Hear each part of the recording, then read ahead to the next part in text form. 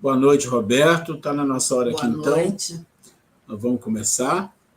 Então, eu vou fazer a prece para a gente começar a nossa aula 34, agradecendo a Deus, nosso Pai, a toda a espiritualidade que tem nos apoiado tanto em nossa vida, no nosso processo de evolução, que nós possamos, Senhor, através do estudo, através da compreensão das coisas do mundo, das coisas espirituais, do processo de evolução e principalmente de nós mesmos, buscarmos sermos melhores, que esse é o principal objetivo de qualquer filosofia, de qualquer religião, melhorar as pessoas. Que a sua luz, que a sua bondade esteja com todos. Graças a Deus. Muito bom. Então, a gente está aqui na nossa aula 34. Na semana passada, nós não conseguimos fazer aula, o sistema deu um problema, a gente tentou, não conseguiu, não adiantava ficar o tempo todo tentando, né? Mas a gente... hoje eu vou dar uma reolhada no material, que eu fiz uns cortes, mas eu acho que a gente vai ter 2 ou, no máximo, 3 aulas ainda. Mas eu vou dar uma checada e vou confirmar essa semana, tá? Porque eu fiz umas aparadas aqui no material. Então, a gente falou na aula passada, do assunto foi discernimento do senso crítico, né? E hoje a gente vai mostrar alguns exemplos de que por que o discernimento do senso crítico, quando as pessoas não têm isso, e ter um discernimento do senso crítico, precisa entender o que é, como conquista, isso a gente já falou, porque se a pessoa não entende isso, ela vai sempre achar que tem, e às vezes não tem, né? Então, é preciso saber o que realmente é senso crítico e discernimento e como se conquista isso. Isso nós já falamos. Hoje nós vamos mostrar que a falta de senso crítico e discernimento podem causar problemas muito graves no mundo. E eu peguei 2 exemplos para nós. Esse final do senso crítico e discernimento vai ser algo mais curto, porque a gente já está no final da explicação do senso crítico e discernimento. Mas uma coisa importante que nós temos que entender, e eu vou colocar aqui, é o que nós terminamos na aula passada falando algo assim, olha, para a gente ter um desenvolvimento de senso crítico e discernimento, primeiro a gente tem que gostar e querer conhecer. Aí vem a cultura geral, né? Vem a cultura da dúvida, tudo aquilo que nós falamos, e falamos de pesquisa, tudo isso, e que isso não adianta a gente fugir, porque se nós queremos evoluir, nós temos que passar por isso. Nós temos que conhecer as coisas, aprender as coisas, temos que buscar os melhores canais, que lugar que eu vou pegar as informações que são melhores ou mais confiáveis, ou que não sejam ruins totalmente. Isso é muito importante. Então, hoje nós vamos voltar aqui num gráfico que eu já falei, mas ele é muito importante nesse aspecto, tá? Que é esse gráfico aqui. Esse gráfico, vocês vão ver que ele é sobre a questão de onde buscar as informações e por que existem nichos que são específicos. Então, por exemplo, você começa aqui com a ciência, né?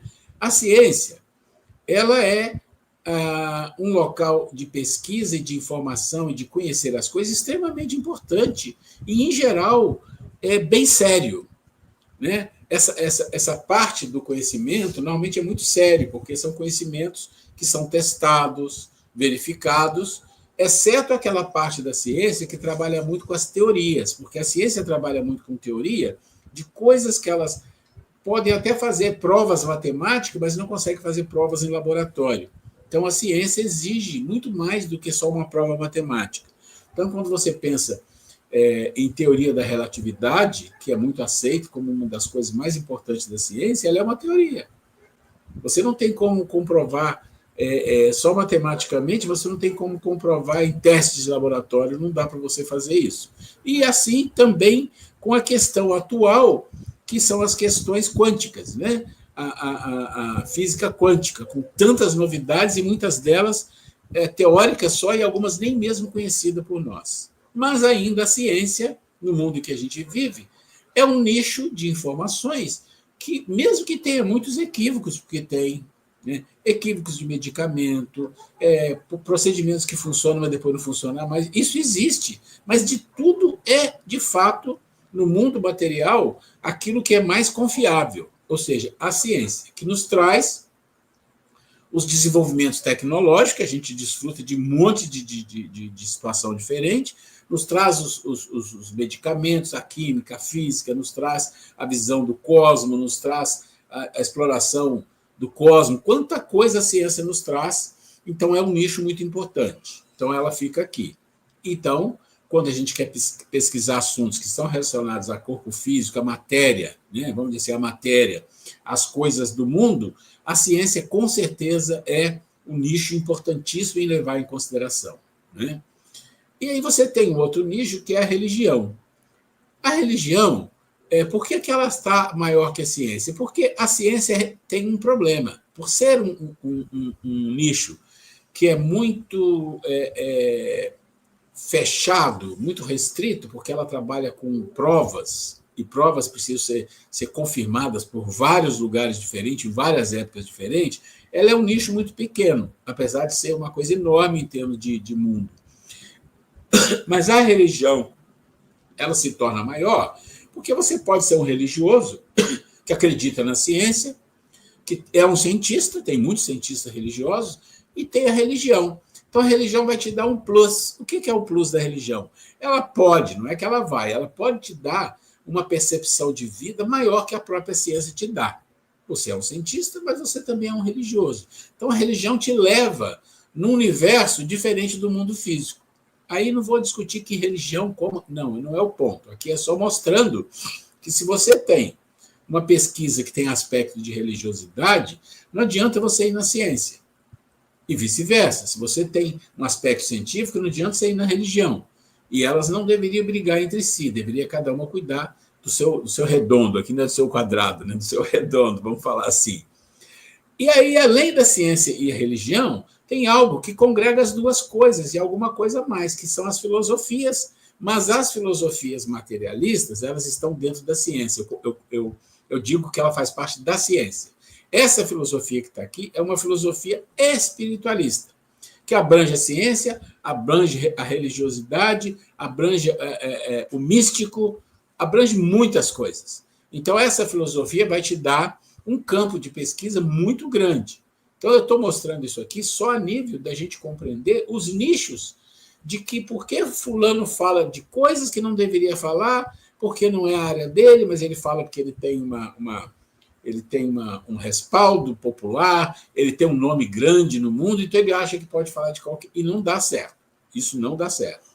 As pessoas têm que estar falando daquele que ela sabe, ou de que ela, pelo menos, tem algum conhecimento para falar, né?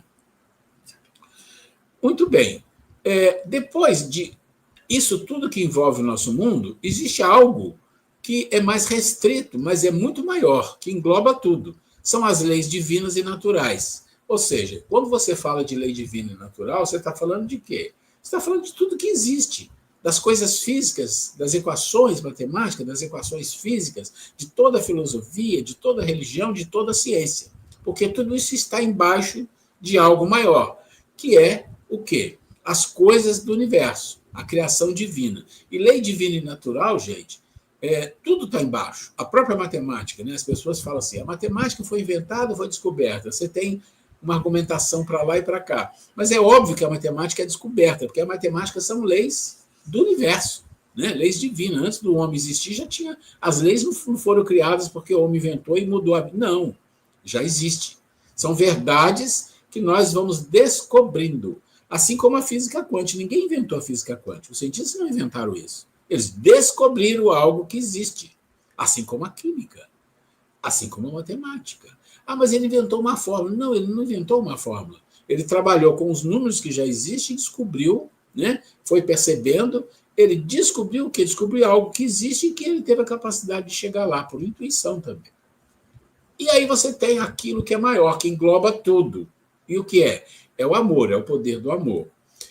Isso que está aqui, isso está fora da nossa alçada, no sentido de que ele, como comanda tudo, quem tem esse poder, comanda tudo isso aqui também. São espíritos crísticos. Está fora da nossa alçada aqui. Ainda aqui também está fora da nossa alçada, e aqui depende de nós querermos, né? Mas quando nós estamos falando de senso crítico e discernimento, nós estamos falando de nós desenvolvermos um mínimo de cultura das coisas, para podermos entender, opinar, nos relacionar com o mundo, e não sair falando besteiras, porque a gente faz muito isso, né? Se a gente considerar o mundo em que a gente vive, a condição espiritual, as coisas que falamos, que discutimos, que nos posicionamos, em geral, muitas das vezes, são equivocadas, são opiniões, né? E vocês lembram que a gente já falou aqui da caverna de Platão? Opinião é uma coisa mais, opinião vulgar, é mais de cada um. Isso não significa muita coisa. Então, a gente tem que aprender a desenvolver capacidades de, quando a gente puder falar de um assunto, a gente ter o mínimo de conhecimento, pelo menos, para conversar sobre aquilo. Bom, e sobre o amor, né? O amor é a ligação com o divino, com Deus e com o divino dentro de nós. E o nosso objetivo de evolução é chegar ao divino dentro de nós, é desenvolver essa luz, desenvolver esse divino que existe em cada um. Esse é o nosso objetivo. O nosso objetivo não é entender a ciência, a religião, nada disso. É esse o objetivo. E, para isso, nós temos que passar por todo esse processo de aprendizado aqui. É muito importante entender, quando você está estudando um assunto, pesquisando, querendo entender, de que nicho você está falando. Quem está dando opinião? Porque você, quando vai estudar alguma coisa, você vai se defrontar com uma informação, está vindo de algum lugar, de alguém. Normalmente você sabe o autor, você sabe quem está falando, ou tem um mínimo, ou tem que ter um mínimo de curiosidade para saber de quem é essa pessoa. Deixa eu ver a bibliografia dele. Aí você vai saber, ele é um expert aqui, ou ele é um cara bom aqui, ou ele é um expert aqui. Ele é um expert aqui, mas está dando opinião sobre isso aqui. Não dá certo. Então, aí você tem que ter cuidado com aquela opinião. Não é porque ele é um grande cientista, né? E que você diz assim, ele é um excelente cientista, ganhou um prêmio Nobel. Aí ele dá uma opinião sobre religião, você fala, não, ele é ótimo, então tá certo, calma. Não é a área dele. E hoje a gente vai entender duas grandes figuras no mundo que têm na sua área de atuação muitas contribuições, excelentes, super conceituados, mas que, quando entra numa área que não conhece, aí você que conhece um pouco daquilo, você olha aquilo e fala, isso é infantilidade, isso não faz sentido. Então, está aqui, né? A gente tem que refletir, tem que questionar e perceber as coisas no sentido de que a gente tem que desenvolver o quê? Uma cultura geral, não tem jeito. Então, arte da dúvida, cultura geral, para chegar num senso de criticidade. Isso é tão simples de entender, é como você falar assim, olha, tá vendo aquela obra de arte? Faz uma crítica dela para mim. Como você faz? Se você não tem um nível de cultura, de arte, você não vai fazer, você não vai nem entender, você vai falar assim, muito bonito, muito lindo, gostei, só isso. E pode ser que seja lindo aos olhos, mas o que está por trás daquilo? Isso é uma coisa interessante, né? Então, vamos lá. Não ter senso crítico e senso crítico faz diferença no mundo? E hoje nós vamos ver dois exemplos. O primeiro exemplo está aqui. Hitler e a juventude, totalmente dominada. Um povo sem nenhum senso crítico. Eu não vou entrar em muito detalhe, tá? Mas são umas fotos da época, e algumas são gravuras, mas todo mundo conhece a história que eu não vou precisar contar aqui, tá? O que acontece aqui? Né? O que acontece aqui nessa situação? A história que nós conhecemos e muita coisa que não conhecemos. Uma dominação completa sobre um povo que estava sofrido, um povo que estava em situação muito difícil. A economia da Alemanha era uma economia extremamente destruída. A Alemanha teve que pagar altos tributos depois da Primeira Guerra e ficou numa situação muito difícil. E na Alemanha vivia muitos povos além dos alemães. Por exemplo, judeus, tem muito judeu.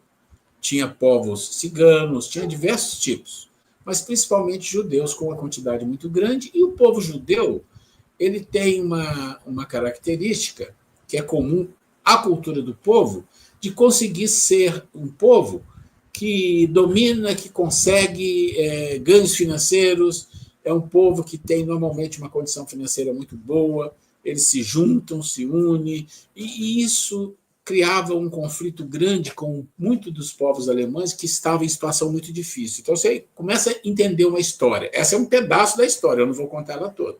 Tá? Então, começou o quê? Começou um líder, né? Um líder bélico, extremamente bélico, uma pessoa com problemas até, eu diria, mentais, se a gente pode falar assim, mas com um poder de dissuasão extremamente forte. E comandados, que provavelmente desde o mundo espiritual já eram comandados por esse espírito. Né? Então, o que é que eles fizeram? Eles dominaram e começou a fazer um processo de divulgação. Esse é o ponto, gente. Divulgação, comunicação é chave para tudo. Então, eles começaram a divulgar que a culpa de aquilo tudo era dos judeus, era dos ciganos, era dos gays, era de não sei o quê, mas principalmente judeu. Começou a falar aquilo, falar. E depois eles começaram a induzir o povo que o povo judeu não era ser humano.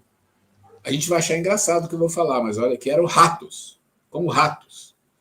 Aí você fala, mas isso é besteira, isso não cola. Cola. Incrível. Você vai martelando na cabeça da pessoa uma mentira, vai martelando. A pessoa vai ficando com raiva daquele povo, com raiva. Daqui a pouco ela se conscientiza que ele não é ser humano, é um rato, que ele pode morrer. E é isso mesmo. E é interessante, eu já vi alguns filmes que o povo alemão denunciava judeu que estava escondido, dizendo para a polícia, para a Gestapo, olha, tem rato aqui no armazém, no apartamento do lado, que está trancado há muitos anos, mas tem rato aqui, já sabia que podia entrar lá, que tinha judeu. O nível é esse. E aí você pergunta, mas com tudo aquilo que Hitler fazia e que era divulgado, o povo alemão não devia se revoltar e tal? Não ia fazer. Estava dominado. O senso crítico não existia. O que existia é o seguinte, tem que sumir com o povo judeu para a gente ter uma vida melhor. É só isso. Esse é o nível de cabeça das pessoas. Então, sem discernimento, sem senso crítico, sem compreensão da vida, sem compreensão de espiritualidade, sem nada. Simplesmente vamos destruir isso aqui e acabou. E todos entraram na mesma história. Todos entraram na mesma história. Então, esse é um caso. O outro caso é de Jesus. Jesus e sua condenação. E o povo sem nenhum senso crítico. O que significa um povo sem nenhum senso crítico? Como é que foi a condenação de Jesus? Quem condenou Jesus não foram os romanos. E nem os romanos mataram Jesus, teoricamente. Foram quem? O povo judeu. Então, olha só como as coisas. O povo judeu está sempre envolvido em situação difícil. Foi o povo judeu. Foram quem? Os doutores da lei, os fariseus, que viram ameaçado o quê? O seu poder. Então, eles tinham poder sobre os povos, escravizavam, exploravam tudo que podiam, tinham uma vida regada a tudo que havia de melhor, e eles faziam isso tudo baseado em escritas antigas, do Velho Testamento e para trás. Eles faziam um processo de adaptação, um processo de interpretação à conveniência. Né?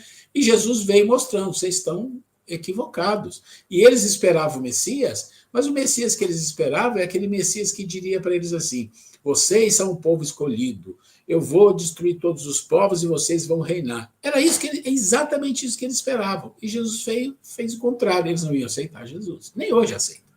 Nem hoje. O povo judeu não aceita Jesus como Messias até hoje. Né? Eu já vi várias pesquisas de rua,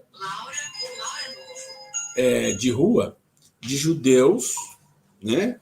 Lá em Israel, não agora, uma época atrás, onde ele fazia pesquisas e perguntava, vocês conheceram Jesus? Vocês sabem o seu Jesus? Algumas pessoas dizem não e outras falavam com sarcasmo. Deve ser um qualquer. Você via que a pessoa conhecia, mas falava de uma forma demeritória. E o outro fazia pesquisa, não falando quem era, mas falou, olha, dentro da religiosidade, imagina um homem que faz isso. O que vocês acham dele? Eles falam, nossa, esse aí é um espírito muito evoluído, esse é um grande homem, não sei o quê. Aí depois ele falava, esse era Jesus. Aí a pessoa saia chateada. Teve uma que ele fez com um rabino. Aquilo foi muito complicado. Ele falou tudo sobre Jesus com o rabino, e o rabino falou, esse é o verdadeiro judeu. Esse é similar a um pai que eles conheciam como um espírito muito grande. Ele falou, pois é, mas esse era Jesus. Aí o rabino sai xingando. Então, você vê, até hoje eles acham que é assim que é. Por quê? Tem problema de senso crítico, é um povo dominado. As pessoas, mas eu não estou falando deles em específico, estou falando de todo mundo. Nós somos assim, nós somos dominados. Né? E aí nós vamos olhar, no caso de Jesus, eu já mostrei, Barrabás, aí escolheram Barrabás, né, para ser libertado. Nós vamos falar de dois cientistas. Eu estou correndo porque eu só estou dando exemplos para vocês. Tá? dois cientistas. Um é Yuval Harari, né?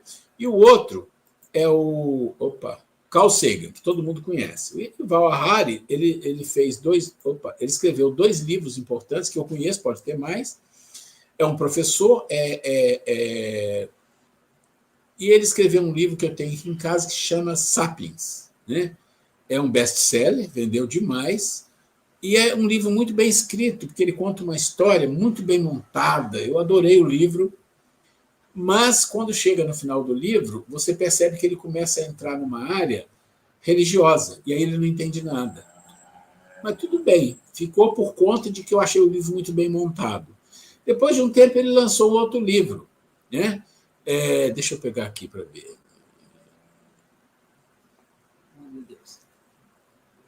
Um Homo Deus.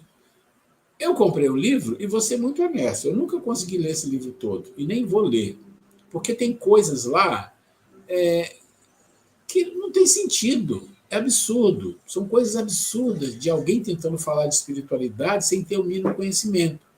Então ele falava coisas assim, que Deus é o Vale do Silício. Está no Vale do Silício, lá na Califórnia, né, ou no Vale do Silício, porque lá vai ser as grandes descobertas que vai mudar o mundo. Que, inclusive, lá vai descobrir uma pílula que a pessoa toma, é a pílula da felicidade, e a pessoa vai ser feliz. Então vai entrando em umas coisas assim que você fala, gente, que viagem, o cara viajou, não tem noção do mundo que nós estamos entrando, de regeneração, que o processo é cada vez mais espiritual, e aquilo que é mais material vai ficando para trás e vai até para o mundo primitivo. Então, assim, e as pessoas, a maioria, claro, que bateu palma, comprou o livro, eu comprei também, né, para ver, mas assim, que bateu palma, são pessoas que você percebe são mais materialistas, que não compreendem nada de espiritual. Então, quando você pega ele como uma referência científica, ok, mas quando ele começa a falar no livro dele de coisas que não é da ciência, é coisas de Deus, de espiritualidade, você esquece, fala, não perco tempo com isso, porque não dá. E aí nós vamos, como mais um exemplo, está aqui, né, o primeiro grande best-seller, Homo Sapiens, e o segundo, Homo Deus. Aqui eu peguei até um trecho do livro Homo Deus, na página 354, item 10, O Oceano da Consciência. Só para a gente ver, ó. Apesar de todo o discurso do Islã radical e do fundamentalismo cristão, o lugar mais interessante do mundo de ponto de vista religioso não é o Estado Islâmico ou o cinturão da Bíblia, e sim o Vale do Silício. É onde os gurus da alta tecnologia estão fermentando para nós novas religiões admiráveis, que pouco têm a ver com Deus, e tudo a ver com tecnologia. Eles prometem os prêmios clássicos, felicidade, paz, prosperidade e até a vida eterna. Mas aqui mesmo na Terra, com a ajuda da tecnologia, e não depois da morte com a ajuda de seres celestiais. Aí você fala, oh, meu Deus, por que eu perdi tempo de ler isso aqui? Porque é de uma bestialidade, mas para quem está nessa área que não tem nenhum conhecimento espiritual, a pessoa fala, nossa, olha o que esse cara está falando.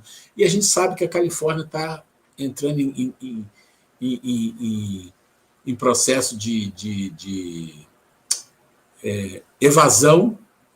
As grandes empresas de lá estão saindo, está entrando um nível de pobreza muito grande, quer dizer, nem isso acho que deu certo.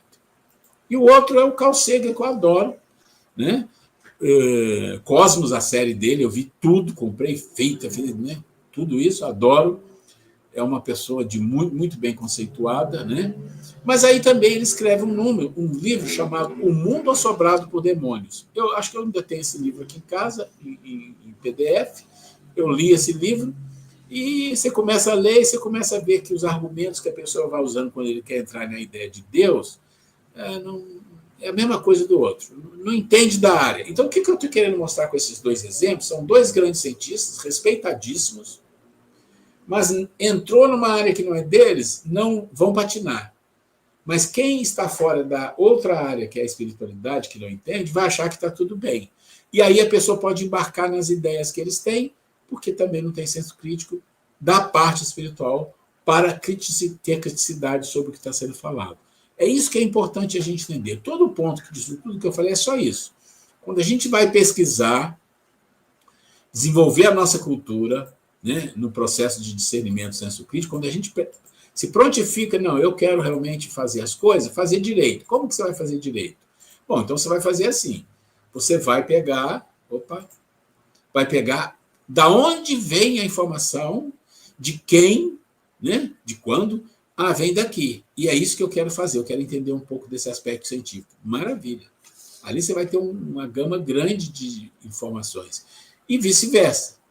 Mas se você está pesquisando um assunto espiritual, espiritualista, ou mesmo religioso, então, se você pegar alguém daqui que não está envolvido aqui, você pode ter certeza que se você não desenvolver o senso crítico aqui, você não vai conseguir. Então, é preciso entender um pouco de filosofia espiritualista, um pouco de filosofia materialista, um pouco de religião, a parte espiritual que a gente já estuda no Espiritismo. Com isso, você consegue desenvolver, com certeza, um processo de senso crítico e discernimento melhor.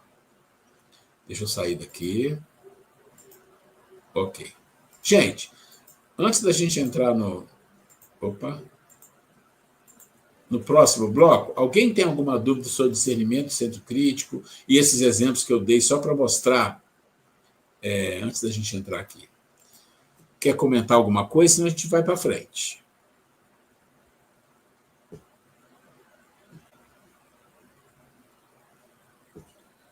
Da minha parte, pode tocar. Até agora está interessante, mas sem nenhuma dúvida. Yolanda? Ela não está conseguindo falar. Não, tudo bem. Então vamos em frente. Se fala com ela, se ela tiver dúvida, para ela colocar no chat, a gente olha. Aí ela avisa para você aí. Ok.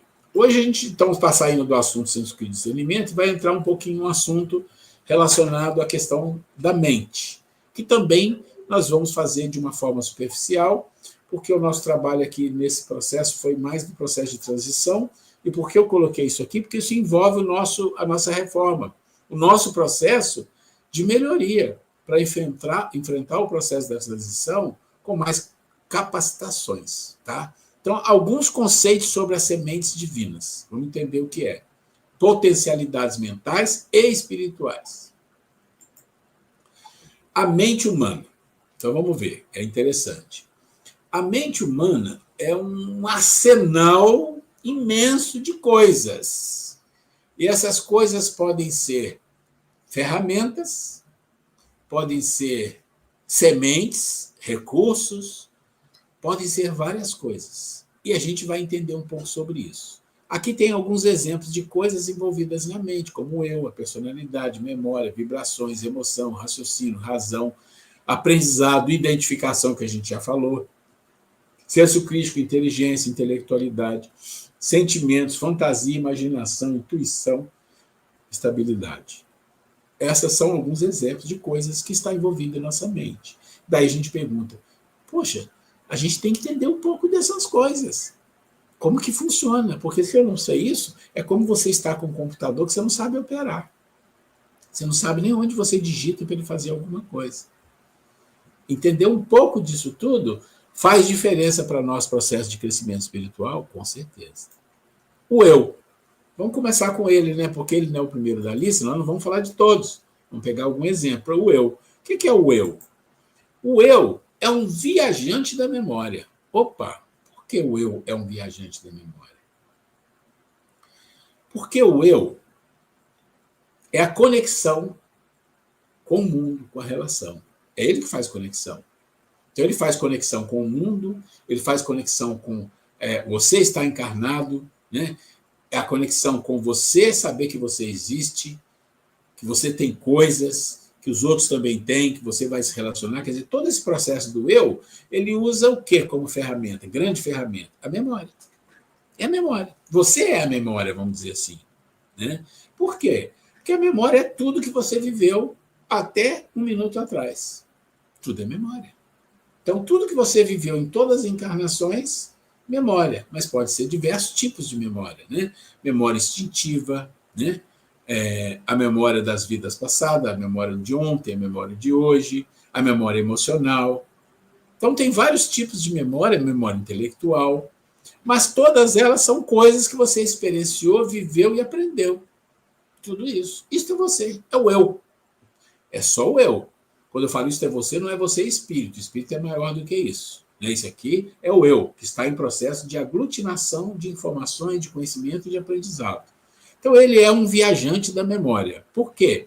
Porque o eu está na tua mente, como a memória também está. E ele vai no consciente, vai no inconsciente. Ele vai buscar arquivos, ele vai abrir gavetinhas para trazer informações. Quantas vezes, comum na sua vida, você está assim e de repente vem alguma coisa e fala, mas por que isso veio na minha mente? É o eu que foi lá e buscou, que veio alguma coisa, né? Porque tem alguma razão para isso e às vezes a gente nem entende. Algumas vezes a gente entende que uma coisa está relacionada com a outra, parece que não tem nada a ver, mas estão juntos numa gavetinha. Quando abre uma, vem a outra. Isso é um exemplo figurado, né? Vamos lá. E aí a gente fala assim, poxa, mas é difícil a gente mudar, não é? A gente estuda, a gente lê, a gente participa, a gente se envolve, a gente se emociona, a gente tem vontade de querer ser melhor, mas por que não mudamos? Por que é tão difícil? Por que tantas vezes a gente desencarna e reencarna, desencarna e reencarna, e quando chega do outro lado, muitas das vezes as informações que nós temos, que a gente não evoluiu quase nada, muito pouco. Por que será que é assim? Né? Por que é assim? Então vamos ver uma coisa. Sabemos quem somos e nossa complexidade? Essa é a primeira coisa. Eu acabei de falar, se eu não consigo entender as coisas que tem na minha mente, como funciona mais ou menos, e o que eu posso fazer com elas, como é que eu quero evoluir? É tipo assim, vai deixando acontecer, vai indo. Eu reajo na hora que aparecer. Na hora que aparecer, eu vou fazendo as reações. Essa é uma forma cômoda, né? Então, vamos lá. Aí ele fala da memória atual, diária, passada, kármica, emocional, etc. Então, está aqui. Por que não mudamos? Vamos entender isso aqui? Então, olha só. Primeira coisa, você tem a memória. A memória atual, a memória diária, a passada, a kármica, emocional, todas as vivências que você tem estão aqui. Você começa, reencarna aqui. Se é um bebê, você reencarna com isso. Com certeza. Tudo que você tem de instinto, tudo que você aprendeu até a vida passada e aquilo que você já está aprendendo no ventre da sua mãe já está aqui. Então começa a sua história aqui. Tá bom. Aí você vem para a nossa nova vida, a vida atual. O que acontece na vida atual? Você tem uma nova personalidade, né? É uma nova vivência, é uma nova família, é um novo país, é uma nova língua, é um novo costume, tudo novo. Ou parecido, mas nunca é igual. Então você vai ter desenvolvimento de uma nova personalidade. O que acontece? A memória é praticamente igual à anterior. Passa o tempo, e encarnações, e não tem transformação, ou, deixa eu ver se sai esse negócio aqui, ou é mínima transformação. É isso que é o ponto. Aí você vai de novo. Você vai de novo. Então, o eu, o estado do ser, mais a vida atual, quer dizer, o eu, estado do ser, mais a vida atual, é um novo eu. Só que esse novo eu, o que acontece quando você volta para cá, reencarna? Muitas das vezes não muda quase nada. E por que não muda? Repetições, samsara, não muda, não transforma, preso a crenças, ideias, costumes, etc. Isso é comum em quase todas as pessoas. Então, esse processo de memória, ele muda muito pouco. Tem os traumas, tem os aprendizados, mas por quê? Porque tem muita repetição. É um processo assim, né? Então, você tem suas vibrações, seus pensamentos, suas emoções. Isso é muito rápido. Você não consegue controlar isso. Vibração, pensamento, emoção é assim, ó. Emoção é explosão, pensamento é muito rápido, sai de um, vai para outro, né? São segundos, são minutos. Você não consegue controlar isso. Você não tem como controlar isso. Então, isso passa. Atitudes, reações é um pouco mais lento, menos rápido. São horas, dias, meses. Aqui envolve o quê? Crenças. Olha como vai entendendo a nossa vida, como acontecem coisas dentro de nós de forma extremamente rápida, que a gente não controla, e outras que a gente controla. Então, aqui é extremamente difícil controlar, e a gente sabe disso. Aqui não. Ações, atitudes, você já consegue bloquear. Você já tem um certo poder sobre isso, né? E aí você também tem atitudes que levam anos, décadas, às vezes uma vida inteira para ser transformado. Então, é preciso entender que dentro de nós isso acontece com todos desta forma. Coisas que são muito rápidas, que você não consegue controlar, coisas que são menos rápidas, que você tem um acesso mais fácil, e coisas que podem levar a mudanças. Você entra na doutrina espírita, você tem aprendizados, aquilo vai te gerar emoção e pensamento muito rápido, vai gerar atitudes no dia a dia, mas vai gerar atitudes durante a sua vida toda, uma encarnação toda, de transformação, mudanças grandes, que nem vai acontecer numa vida só, vai levar muito, muito tempo. Então, por que a gente não muda? Porque a gente não entende como funciona. A gente vai tocando. Você estuda, você aprende, você tem até vontade de mudar, mas você não consegue. Por quê? Porque o novo eu não acontece. É o mesmo eu que fica assim, rodando, rodando, rodando. É a samsara que eles falam. Né? As mudanças são mínimas, quando são. Então, o eu mais a vida atual deveria dar um novo eu. Mas como você tem muita dificuldade de trabalhar as atitudes e as transformações, continua o mesmo, estaciona, ou quase o mesmo ser.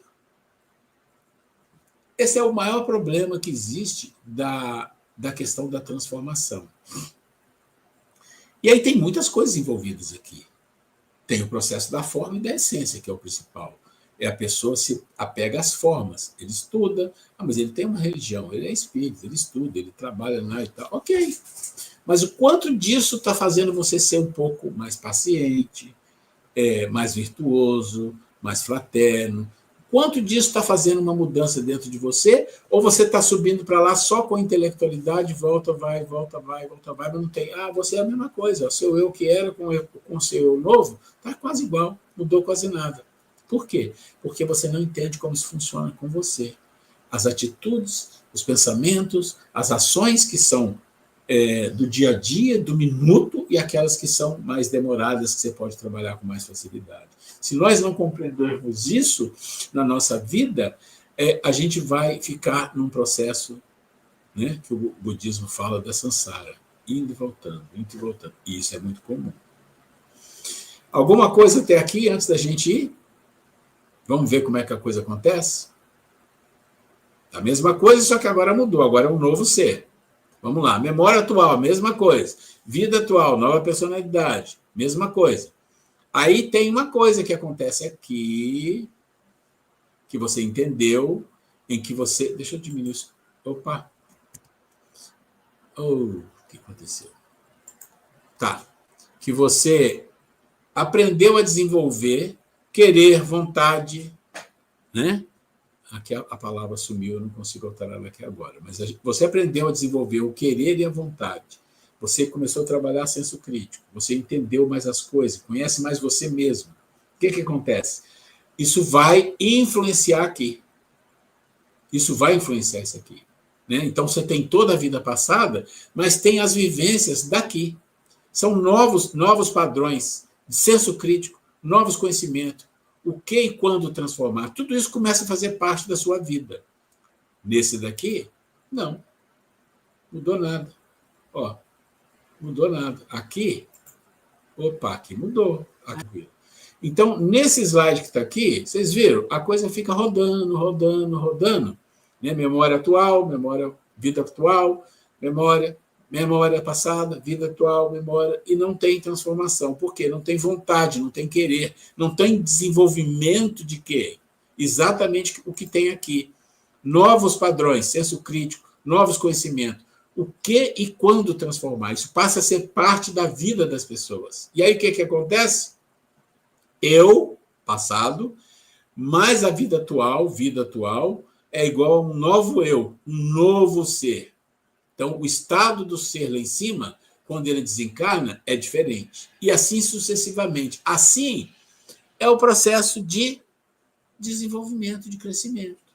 Você vê, você introduz no seu processo, que é rotina de quase todo mundo, você introduz o quê? Um querer, uma vontade real, um gosto para o aprendizado, do senso crítico, novos padrões de conhecimento, e uma força de vontade para querer ser transformado. É uma teoria, essa teoria está calçada nos livros, nos grandes do movimento espírita, e ela é o que temos que fazer. Não tem muito diferente disso. É a vontade, é o querer de transformação na vida que você está, entrando dentro de você com novos padrões, novos conhecimentos, senso crítico, discernimento, porque nessa vida você só pode mexer nessa. Quando você mexe e faz alguma coisa nesse sentido, quando vai para o passado e você reencarna, isso já está aqui, já vem somado, né? Então, aquilo que era isso aqui passou a ter novos padrões também, porque você desencarnou e levou. Está dentro de você. Você volta para a vida atual, você já vem diferente, é um novo ser. Então, você vem na tua memória com coisas mais importantes para você continuar desenvolvendo. Sempre um novo ser. Em cada encarnação, um novo ser. E não o ser passado que ficou igual. Até aí está tudo bem? Está confuso? Está simples? O que vocês acham? Não está simples, ele é confuso. Ainda mais que você fez isso, fala assim. É confuso. Não faça. Não está simples? Não. Ele repete algumas ações, só que eu não estou conseguindo captar se é na atual ou na passada, ou como que ele volta. Olha só. Memória atual diária. Está vendo aqui? O primeiro círculo, memória atual diária. Estou vendo. Tá. Passada, kármica, emocional. O que ele está dizendo que a sua memória tem tudo isso? Em qualquer lugar que você tiver, ela tem isso aqui. Tem a atual, tem a diária, tem a passada, tem a kármica, tem a emocional, etc, etc. Essa é a tua memória. Todas as vivências e experiências. Sempre vai ser assim. Isso não vai mudar. Tá? Porque isso é um conceito. Aí você vem para a vida atual. Você reencarnou. Quando você reencarna, você vai desenvolver uma nova personalidade. Isso acho que ficou claro. Sim. Ok? Você é o Maurício, numa cidade, convivendo com pessoas, uma profissão que pode ser diferente da vida passada. Sem problema. É uma nova personalidade. Mas você vai se apoiar em quê? Na memória que você tem do passado. Você não tem mais do que isso. É mais o quê? A educação que você vai receber nessa vida, que está aqui embaixo, os novos padrões. Você vai receber uma educação, você vai procurar coisas para se desenvolver. São novos padrões, senso crítico, novos conhecimentos. Bom, você está melhorando, não está? Você está fazendo algo para você... Oi? Sobe novamente. Não, antes de subir. É só para a gente ter certeza. Quando você está nessa vida atual, a sua personalidade está ganhando o quê? Ganhando coisas positivas. Desenvolvimento, aprendizado, senso crítico, tudo isso. Tá. Aí você vai subir, não vai? Desencarnou? Mas você concorda que mesmo sem desencarnar, você já é um novo ser? Claro. Novos aprendizagens. Sim. Aí você foi para o outro lado. Quando você foi para o outro lado, você concorda que essa sua memória passada já foi agregado nela coisas importantes? Só aumentando o banco de dados. Aumentando o banco de dados. Aqui é igual, só que o banco de dados vem para cá. Uhum. Só que você sempre vai ter que trabalhar com esse lado do querer e da vontade. Aqui é a mente humana, os poderes e as ferramentas que ela tem. É o querer e a vontade. Você vai acionar o seu querer e a vontade, você vai reencarnar de novo, vida atual, nova personalidade, blá, blá, e continua assim.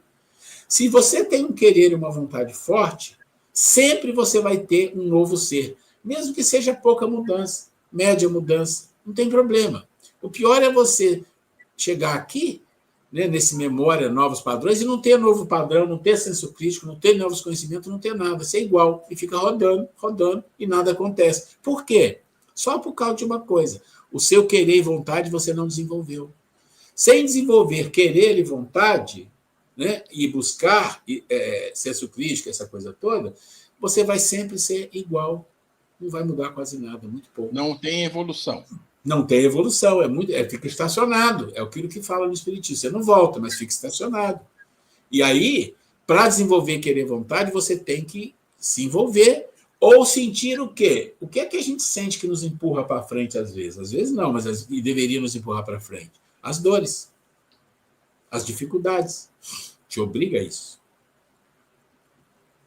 Está melhor agora o entendimento? Sim, agora melhorou. Tá.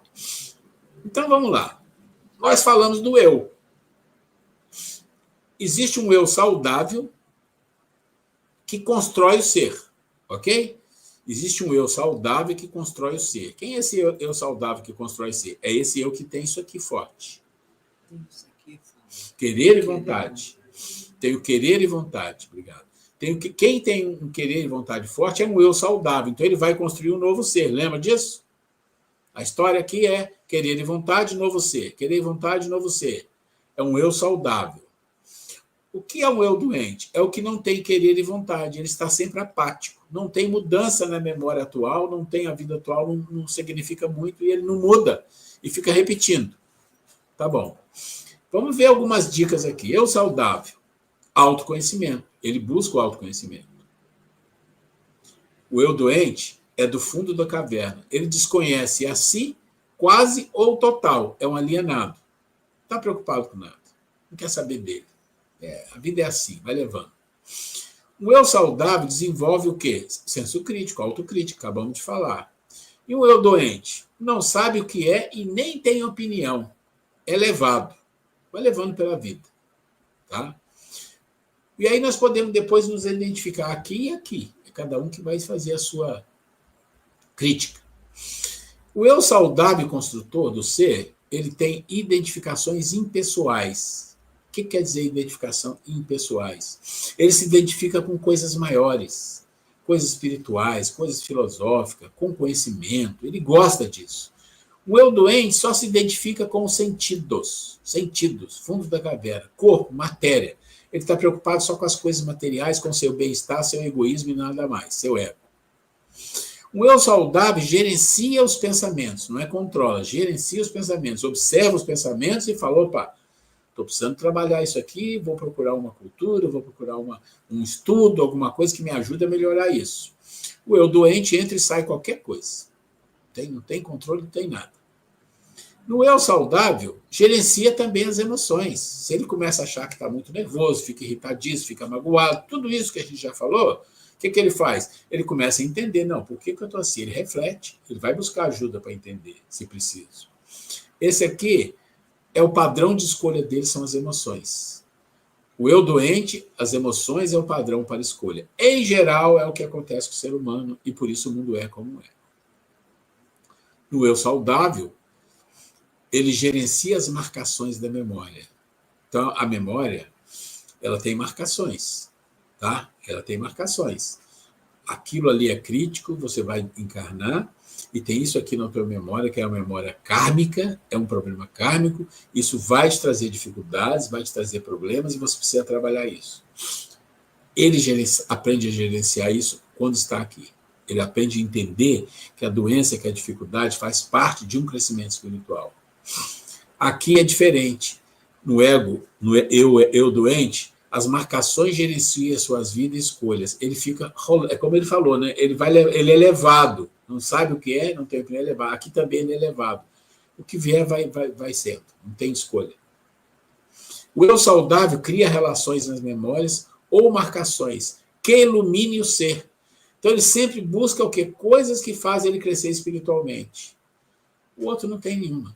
Ele não cria relação. Dá para entender aqui que uma grande parte da nossa sociedade está com o ego doente. Algumas coisinhas aqui podem acontecer, mas, em geral, não é isso que acontece. Tá? Vamos mais um pouco?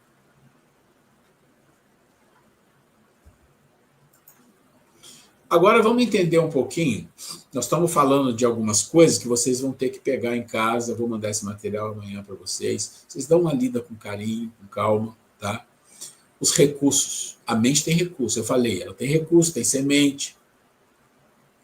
Tem muitas coisas importantes, né? Então, aqui você tem os recursos da mente. Primeiro, sementes. São recursos que a divindade colocou lá na nossa consciência. A lei está na consciência, livro dos Espíritos. E a lei junto com tudo aquilo que está embaixo da lei. Por exemplo, a razão é uma semente divina que nos foi dada para desenvolver e fazermos nós pessoas melhores. As virtudes, todas as virtudes que a gente conhece e que nem conhece, são sementes que estão disponíveis na nossa consciência, desde que a gente esteja preparado para cultivar. As próprias leis, a intuição, a inteligência, Sentimentos, sabedoria, imaginação, tudo isso são capacidades, são sementes divinas em nossa consciência que estão lá e que vão servir por toda a eternidade. E que nós precisamos aprender como é que nós despertamos isso. Acabamos de falar de um assunto que está relacionado ao quê? À razão, discernimento, senso crítico, não é? Falamos disso. Isso são sementes que nós precisamos desenvolver para aprimorar a razão. Nós já falamos aqui das emoções, que nós precisamos começar a entender quando a gente tem determinadas emoções que não são boas, não fazem mal, qualquer tipo, raiva, mágoa, tristeza, qualquer que seja, nós temos que refletir sobre ela, porque ela está nos dando um recado. Olha, essa mágoa, essa tristeza, essa raiva, ou isso ou aquilo, não tem a ver com o que está acontecendo com a outra pessoa, tem a ver com a sua capacidade frágil. Então, essa capacidade frágil precisa ser trabalhada. Emoções. Então, os recursos da mente, e isso são alguns, estão em nós em forma de semente, e nós precisamos aprender a cultivar. Só como exemplo, memórias. Memória passada existencial, memória presente, memória genética, instintiva. Imaginou quanta memória instintiva tem dentro do nosso corpo? Que é um verdadeiro cosmo? Memória kármica, memória emocional. Esse aqui também não vou, que nós já falamos disso. Aqui está no vídeo que eu passei para vocês. É o vídeo que mostra aquelas pílulas que nós temos que tomar. Cada uma delas é uma receita para o nosso desenvolvimento. Tá?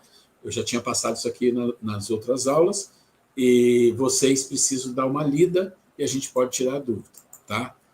Ok, vamos aqui. Vamos entender algumas palavras que é importante a gente entender. Se a gente está falando de crescimento, desenvolvimento espiritual, senso crítico e discernimento, a gente precisa entender algumas palavras, porque são palavras que são faladas com vários sentidos no mundo e viram uma coisa confusa. Verdade, conhecimento, duas palavras-chave: verdade e conhecimento. A verdade é a propriedade de estar de acordo com o fato real ou a realidade. A verdade é geralmente considerado o oposto da falsidade. Está no dicionário. Como aprendemos que vivemos em um mundo de sombras, a verdade ainda não é alcançável por nós, apenas algumas informações verdadeiras. Somente alcançaremos verdades através do conhecimento, o qual inclui a vivência. Então, vamos lá. O que ele está dizendo para nós é assim: o mundo que a gente vive é um mundo ainda de mentira, de ilusões, né? Muitas ilusões. E alguma verdade que existe a gente conhece por intelectualidade. Já falei do exemplo. Amar a Deus sobre todas as coisas, ao próximo como a ti mesmo, essa é a maior verdade do universo dita por Jesus. A gente conhece como intelectualidade, a gente fala é verdade. Mas a gente nunca viveu isso, de fato, então a gente não sabe. Por quê? Porque para você conhecer uma verdade, você tem que ter conhecimento dela. O que é o conhecimento? Segundo a filosofia, na teoria do conhecimento e a caverna de Platão, o conhecimento não é construído, mas tomado ou acessado. Então você não constrói um conhecimento. O conhecimento, ele chega até você. Se você estiver preparado, ele chega até você. Ele é acessado no mundo das ideias, canal direto com as leis e todo o conhecimento divino. Somente a vivência nos permite ter o conhecimento, tal qual as verdades. Para nós que ainda não vivemos, somente são informações verdadeiras. Então, conhecimento é uma palavra comum que a gente vai falar, e a gente ainda vai falar dele de uma forma comum, porque não dá para fazer a mudança, mas nós precisamos entender. Quando você fala, em termos filosóficos, de conhecimento, e aí estamos falando de filosofia espiritualista, tá? Que é diferente. Filosofia que segue ensinamentos de Platão, de Pitágoras, isso daí. Então, o conhecimento você tem a informação e você vive aquilo. Aí você tem conhecimento. Então, se você diz, eu tenho total conhecimento sobre a lei do amor, então você não está aqui. Você é praticamente um Cristo. Porque o conhecimento da lei do amor te dá a capacidade de fazer milagres. Né? Então, o que a gente tem é informação verdadeira, mas que a gente não conhece essa verdade com a vivência. Então, é muito importante entender isso, porque é uma questão de evolução para nós, de cultura. E a gente falou disso, isso aqui, discernimento é cultura. Então, para a gente entender a palavra verdade, que é colocada de forma tão pejorativa, e o próprio conhecimento, eu conheço isso, conheço aquilo, e você vai ver a pessoa só tem informação, só tem intelecto. E até a própria palavra inteligência é confusa, porque as pessoas acham que uma pessoa com uma capacidade intelectual maior tem inteligência, e não é assim também. Então, é só em compreensão das palavras. Tá? Então, aqui, a gente tem a palavra do semeador. E o que isso tem a ver? Tem a ver com aquilo que nós acabamos de falar, né, gente? As sementes. As sementes divinas. Então, pensa na nossa mente com as sementes, uma base de dados e ferramenta. Tá? Isso aqui é só para a gente fechar hoje. Tá? Então, assim, vamos fechar hoje, mas eu queria já deixar isso aqui para a próxima aula. Pensa na nossa mente como um local que tem a semente divina que acabamos de falar. Então, por exemplo, inteligência, a própria consciência, sabedoria, sentimentos, virtude, intuição, imaginação, razão e outras coisas mais. São recursos divinos colocados em nossa consciência. Está lá no nosso espírito. Mas ele tem as ferramentas para trabalhar com as sementes. Quais são as ferramentas? A própria consciência, a identificação, que nós já falamos o que significa, como é que o indivíduo muda o seu pensamento e sua emoção? Mudando a identificação, com o que se identifica, o que ele deseja, o que ele quer. O raciocínio, a cognição, o próprio pensamento, o intelecto, senso crítico, discernimento, tem outras coisas, mas aqui tudo são ferramentas. Então, tenta entender a diferença de ferramenta com a semente. Tá certo? Ferramenta e semente. Então, você imagina para que serve a semente e para que serve a ferramenta. Se você está num campo de trabalho, e você tem sementes para plantar, você precisa de ferramenta para plantar, para cultivar, para podar, para colher. É mais ou menos isso que está aqui. Então, Deus nos deu as sementes e nos deu também as ferramentas. Agora, nós precisamos fazer o quê? Trabalhar. E como é que você trabalha isso? Através da base de dados. A sua base de dados. E o que é a sua base de dados? São as suas memórias, acabamos de falar. É a consciencial, emocional, instintiva, kármica, hábito atual. Agora, raciocina de uma forma simples aqui. Se você é a tua memória, então pensa, você é a tua memória, com todas essas capacidades, existem ferramentas que você precisa desenvolver. E existem as sementes que você precisa cultivar. Quem faz isso? Você. Não é Deus. Deus já te deu tudo. Te deu as sementes, te deu as ferramentas, te deu uma mente, te deu um corpo, né? Te deu um espírito. Agora você usa a tua memória, a sua capacidade que você desenvolveu em todas as reencarnações e a atual, e você começa a trabalhar nas sementes, com as ferramentas que você tem. Ah, mas e se as suas ferramentas estiverem ruins? Se você for fazer, cavar uma cova para colocar uma semente, a ferramenta não cava, está estragada. Você não vai conseguir. Então, a própria consciência reconhece. Quando a criatura quer desenvolver uma virtude ou alguma coisa, né, e você vê que a gente nem pensa isso. A gente, em geral, não fica pensando, preciso desenvolver uma virtude. A gente não faz isso. Não faz parte da nossa vida ainda. Faz parte da vida de algumas pessoas, até que eu conheço. Mas não faz parte, a gente não pensa assim. Mas deveria, porque estão lá. E as ferramentas estão lá. Só que as ferramentas, se você não tiver dentro da tua memória a capacidade de manusear as ferramentas, as sementes não vão chegar até você. Lembra que eu falei que as sementes vão chegar?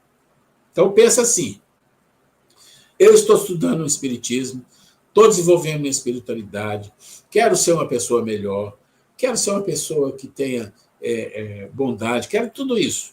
A maioria de nós é assim. Tá bom, você quer, tá bom, ótimo. Então tá. Então, a primeira coisa que você tem que saber é, você tem capacidade? Você tem dentro de você identificações, controle emocional, você tem tudo que está em você, é suficiente para você fazer isso ou você precisa de alguma ajuda? Você precisa de recursos. Se você precisa de ajuda e recursos, significa o quê? Que as suas ferramentas não estão prontas. A sua identificação está com problema de senso crítico de discernimento, o seu raciocínio é fraco, o seu senso crítico não foi desenvolvido, o seu discernimento não foi desenvolvido, não tem semente. Sementes não vão se abrir se ela sentir que você não tem um campo, né, de cultivo que é a base de dados, é o campo de cultivo, se você não tem um campo de cultivo razoável. Olha, aquele ser está até com vontade, mas o campo de cultivo dele não está preparado. Então, não adianta disponibilizar uma semente como uma semente da intuição ou da inteligência para ele, que ele não vai fazer nada, não vai acontecer. Então, raciocina um pouco nesse final de aula aqui sobre essa figura, porque nós vamos partir dela na próxima aula, mas eu vou mandar esse material com alguma coisa que eu vou dizer assim, slide tal, que vocês precisam dar uma estudada em casa para a gente, na aula que vem. Vamos lá? Nós temos uns minutos se a gente quiser falar, discutir, perguntar o que for, tá? Quiser que volte slide, o que for. Essa é da minha. Uma curiosidade, então. Como nossa memória é esse banco de dados e ela vai ser acessada toda nova reencarnação. Esses dados, quando eu reencarno, estou no plano espiritual, eu tenho acesso a todas essas informações das memórias de todas as vidas passadas? Não. Quando você lê, e você lê isso nos livros espíritas, que a pessoa, quando desencarna, passa para ela um filme de tudo que ela viveu no passado. Já viu isso? Não é assim. Isso é para quem tem capacidade para isso. Nós não temos. Mal podemos saber alguma coisa da vida passada. Esse é o ponto. O que importa é assim, quando a gente fala assim, olha, toda vez que você reencarna, existe esse processo. Não é toda vez que você reencarna. Isso é para a gente entender melhor. É sempre. Lá também no mundo espiritual evolui. Uhum. Olha, para você ter uma ideia, tem espíritos que reencarnam a cada 10 mil anos. E aí? Não acontece nada lá? Claro que acontece. Ele evolui, ele aprende. André Luiz aprendeu muito. Bezerra de Menezes lá, com certeza, aprendeu muita coisa. Tudo isso é um processo. Independe de ter um corpo físico. A mente, se você olhar e estudar a questão do perispírito, você vai ver que a mente, depois até que você perca praticamente todo o perispírito, a mente fica. A mente fica, é um campo mental. Porque tudo está aqui. Tudo está aqui. Então, quando você está no plano espiritual, é a mesma coisa. Você vai aprender, e você vai se comprometer, e pode ser que você, estando lá, você vai até aprender a desenvolver uma boa virtude, e você vem com ela também. Lá não para nada, não tem o contrário, a vida verdadeira é lá, se você pensar. Aqui é o nosso teste. Né? Aqui é o nosso teste. Mas é importante a gente entender uma coisa que é pouco falado no movimento espírita. A nossa preocupação com as ferramentas que estão aí, coisas que a gente sabe.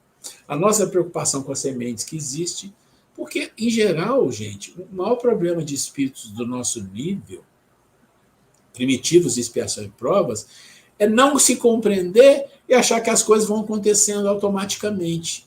Automaticamente, o que vai acontecer é que você vai repetir a mesma coisa sempre. É só isso que é automaticamente. Por isso é hábito, é automático. Aqui não. Aqui nós estamos falando de consciência. Nível de compreensão do processo de evolução, nível de compreensão das ferramentas que você tem, e ferramenta significa o quê? Significa autoconhecimento. Se conhecer. Olha, eu tenho essa potência, eu tenho essa capacidade, eu tenho facilidade para isso, eu tenho dificuldade para isso, e eu preciso trabalhar isso aqui. E eu vou querer e vou fazer isso acontecer. Pronto, vai. E vai mesmo, porque a ajuda vai vir. A hora que você se prontifica com seriedade a fazer uma mudança, a ajuda vem e vem forte. E vem forte. Porque esse é o objetivo da vida. Né? Então, não é que isso aqui é do encarnado, é de todos. É do espírito. É do espírito. Né? É do espírito. Entendi. E o maior problema é vencer o quê? O ego, né? É o nosso eu egoísta que não deixa você partir para isso. Porque se você parte para um processo desse, você vai perceber que a primeira coisa, não é a primeira, mas uma das coisas importantes nesse processo de desenvolvimento é a relação com o próximo. Porque é na relação com o próximo que você aprende a ser paciente, a ser bondoso, né? A ser afetivo. É com a relação com o próximo. Com você mesmo não vai aprender muito. Aprende alguma coisa, mas é com o próximo. Então, isso é difícil para nosso ego desse mundo que a gente vive. Mas o que eu estou mostrando aqui é um processo de desenvolvimento que não tem escapatória, vamos ter que fazer. Não estou falando da figura. A figura, é uma didática. Mas o processo é esse mesmo. Você tem as vidas passadas, você tem todo um processo de memórias, diversos tipos de memórias, é o seu eu, Você tem dentro de você ferramentas que não foram desenvolvidas e tem as sementes que estão todas lá. Elas estão lá. Mas para você entender que existem sementes, você tem que estudar. Para entender que tem que desenvolver a semente, você tem que desenvolver as ferramentas. É muito difícil. Você conseguir controlar o teu ego, fazer a coisa certa, principalmente com o próximo, porque às vezes o próximo, você tem dois lados, dois próximos, e você está no meio e tem que interagir entre eles. É muito difícil. Eu estou passando por uma situação assim, você está falando, eu estou vendo o que eu vou fazer. Então, é muito complicado. Às vezes as figuras, elas dão a impressão de ser uma coisa complicada, mas quando você esquece um pouco e pensa na vida, no dia a dia, você vai entendendo que dentro de você tem coisas boas, coisas que você gostaria de ter, que são boas, mas você não tem ainda. Pronto, sementes. Coisas que você gostaria de ter para ser melhor, as ferramentas. E o que você é a sua base de dados, é o que você tem. O seu computador tem uma base de dados, ele só tem aquilo, ou tem muito, não sei, cada um tem o seu. Então, isso é importante para uma questão de autoconhecimento e desenvolvimento, de sermos melhores, para merecermos ficar num planeta de regeneração. É isso, né? Ok? Bacana. Dá uma olhada ali que nós estamos fechando aqui. Ok. Então, tá bom. Então, nós vamos partir aqui para o... Deixa eu fechar aqui. Para o nosso encerramento. E aí, Yolanda, hoje ficou nos bastidores aí? Ela teve um problema aí. Ela está com problema na voz, tá? Sinusite. Ela entrou, não está passando muito bem. Pois ela vai ver assistir a gravação depois. Então, a Grace vai fazer a prece para a gente hoje. Tá. Então, vamos agradecer a Deus, nosso Pai, por essa oportunidade de estarmos refletindo em coisas que são tão importantes para que nós possamos merecer estar na Terra em processo de regeneração. Obrigado, Senhor Deus, obrigado, Jesus, a nossa gratidão eterna, a nossa Mãe Santíssima, e a nossa gratidão também aos nossos amigos espirituais, que são os responsáveis pelos nossos trabalhos. Que possamos continuar firme no propósito de sermos melhores e que amanhã, certamente, nós possamos nos esforçar para sermos melhor do que hoje. Que assim seja, graças a Deus. Meu querido, obrigado. Melhoras, Maurício. Melhoras aí para você, tá? Você já apresentou o teu trabalho lá da biografia do... Sim, você quer o Guela também fez o dele, ficou muito bom. A transmissão não é muito boa, porque o sistema que eles usam lá não é muito bom, mas dá para saber, sim, dá para ver. A Grace fez do encarne dele, né, da encarnação, da vida dele. Aí teve um outro que fez um outro momento e eu fiz da vida dele no plano espiritual. E ainda vai ter o final. Puxa, depois a gente manda para você. Depois a gente manda para você aí. Eu coloco para os meus trabalhadores lá assistir também. É uma bela vida dele. É um grande exemplo. É verdade. Não consegui deixar de pensar nisso. Né?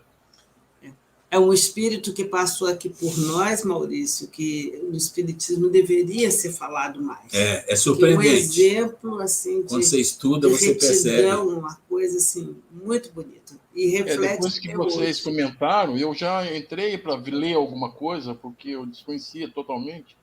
Realmente deve ter muita informação ali, valiosíssima, né, para quem está, né, trabalhando no centro espírita, é bacana. É isso, Roberto também, boa noite. Boa noite, boa noite, a Yolanda, que não viu. Fica com Deus. Nós vamos fechar aqui, tá? Fica com Deus. Até mais. Tchau, tchau.